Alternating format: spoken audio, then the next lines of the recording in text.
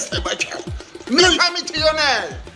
همین محمد همین ناو خمیر کردگی ناو در تنور علاو ماندگی من همون تنوری محمد بتاسپه بچه تا همین نان تیار شده نه برای همونجد یک قبض مینه همون رو پابل که نان که تیار شد خود من فایرا میکنیم تا فهمیدی؟ فهمیدم بجم شقا شقا بجم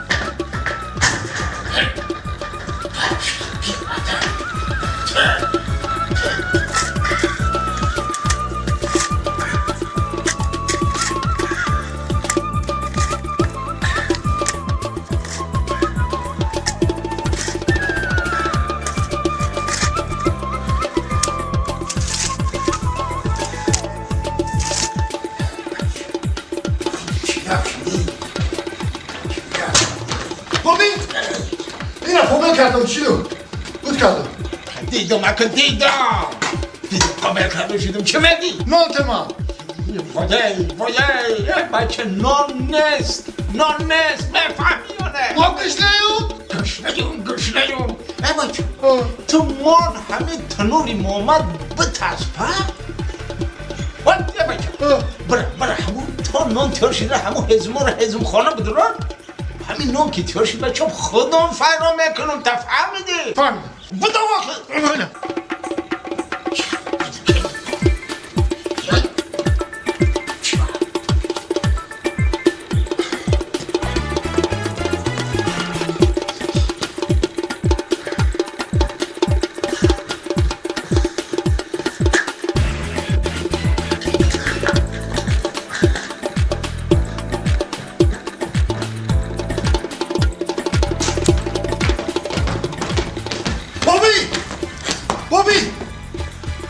بابی هزمار در آوردم هزمار در آوردم آخه با چی میگی؟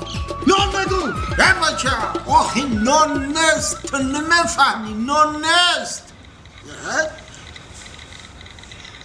اینا بابی این نان هست کو؟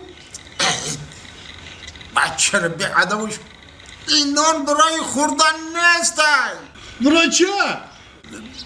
برای این نان برای کسامخوریای فهمیدی؟